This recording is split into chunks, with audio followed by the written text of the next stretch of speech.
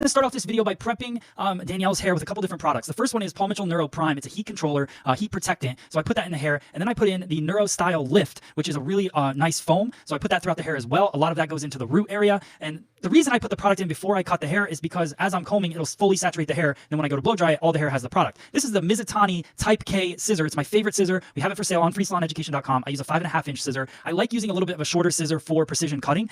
The reason I like a shorter scissor, and most people do, for precision cutting is the fact that the blade is really strong, so you get really clean lines when you're cutting. You're also not working with a ton of hair when you're doing precision cutting, so you don't need a real long blade that's going to cut a ton of hair as well. So the sectioning for this cut is pretty simple. We're basically going to create a Pac-Man shape on the top of her head. So I take a triangle out for the fringe, and then I make a circle around that triangle. So you can see right here on the top view, that triangle and then a circle around it. The circle is really going to be the roof of the haircut. So that's what's going to overtake the rest of the hair. So what I want to do is go through underneath the hair, create a ton of layering, and then we'll put the roof on it at the end.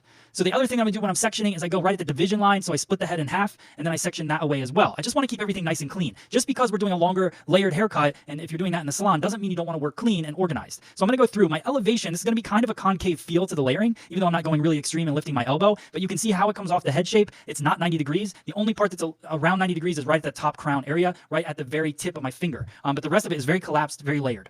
So the reason I'm doing this, you notice that what I want to do is put a ton of layering into it and keep that perimeter line. Danielle didn't want to lose a lot of length, so I just wanted to go in and add some life to it, and I'm working pie-shaped sections around the head. What that's going to do is give me a nice balanced feel to the layering, as opposed to pulling everything over, directing it really far and pushing weight. There's no reason really for me at this point to push weight in this long of hair. So I just want to create that movement, have a nice stack to the layering, and remove some weight from her haircut.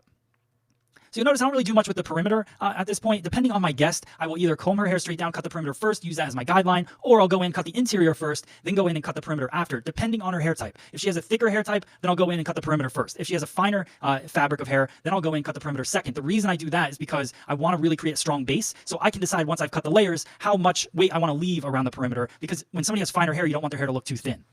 So again, continuing that same sectioning, the pie-shaped sectioning around, traveling guide, just combing that hair. You'll notice now I'm pushing the hair away from myself. As I work to the left-hand side, I was pulling the hair to the next section. Now I'm pushing the hair to the next section, so I'm pushing it back to the guide. Biggest thing when you're working with a guide is to make sure you're never combing the guide to the new hair, because when you comb the guide to the new hair, you shorten the guide, and then you have a completely lopsided haircut.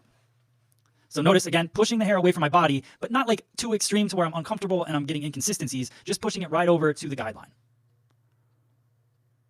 The other thing you'll notice, I'm kind of doing a slight point cut. Now, I'm still creating a line, but when I'm working with longer hair and a medium density, I don't mind doing a little bit of point cutting to create my line just to soften it a bit. There's no reason to have a harsh line all the time in your haircuts. Now I'm switching to a really cool product we have on freesalоneducation.com. It is the Donald Scott Twist. It's a razor that has a 25% cutting side and 100% cutting side. I also put in Donald Scott Prepare, which is a great product. It has, it's a liquid tool glide. It's got pure coconut and sunflower oil. It helps protect the hair when doing razor cutting. Now, what also helps protect the hair is the fact that I have a fresh blade, but I spray that the Prepare in the hair. And then all I'm doing is just gliding. It's a condensed cut at this point, and just gliding and sliding, creating that face frame in the front of the haircut. That's what's really cool. I think combining different tools. A lot of people stick with the same tool throughout the entire haircut. I think we have different tools for different purposes, and I love this tool for creating a face frame, creating a lot of movement, a lot of layering. Now in the back, I wanted more precise structure, so I use my scissor. In the front, I go through and I use the razor because I want that freedom and I want the texture and movement in the front. So you can see I bring that whole triangle section all the way over to me on the one side, and that gives me kind of a kick of a bang that's nice and lightweight. So now we're going to take down the top. This is the roof section of the haircut. This is condensed cutting at its finest. The fact that we created that structured layers in the back, now we're going to create some messy kind of textured layers to fall over those structured layers, so you'll see the movement, but also have that precise hold in the back. So I bring everything forward, and I use my 100% cutting side on the Donald Scott Twist, and I go through and I cut it. You can see I kind of match that up with that front fringe area, and then as soon as I push that hair to the back, I get that texture in the layers. Now we're using the Paul Mitchell Neuro blow dryer. This is version 1 of that blow dryer. Version 2 I just did an unboxing of, so I'm excited to use that on an upcoming video. But we use the blow dryer. I'm using my Ergo paddle brush that's also available on Free Salon Education for purchase. And I go through and I do a flat wrap technique on the very top. You can see the face frames, see everything kind of starting to come to life. Now you also see some disconnections in there. That's because we bring everything forward. We cut it with a razor. We're doing a little bit more movement with it, but that all plays into the organic feel of the cut. And obviously once I get it completely styled, then I'm going to go in and finish off some of those pieces. Now I go in with the Neuro Style Protect from Paul Mitchell. It's also a heat controller. What I love and what a lot of people don't focus on, you got to use a heat protectant in the blow dry and then use another heat protectant in the iron work, so that you're protecting the hair all the way through as opposed to just doing the iron work protectant. So I go through, this is the Neuro Angle iron as well. I'm just wrapping it around. It's a 1-inch iron. I like that it has a rotating handle, so I don't have to pop my elbow way up in the air to use it. So I just go through, I wrap that.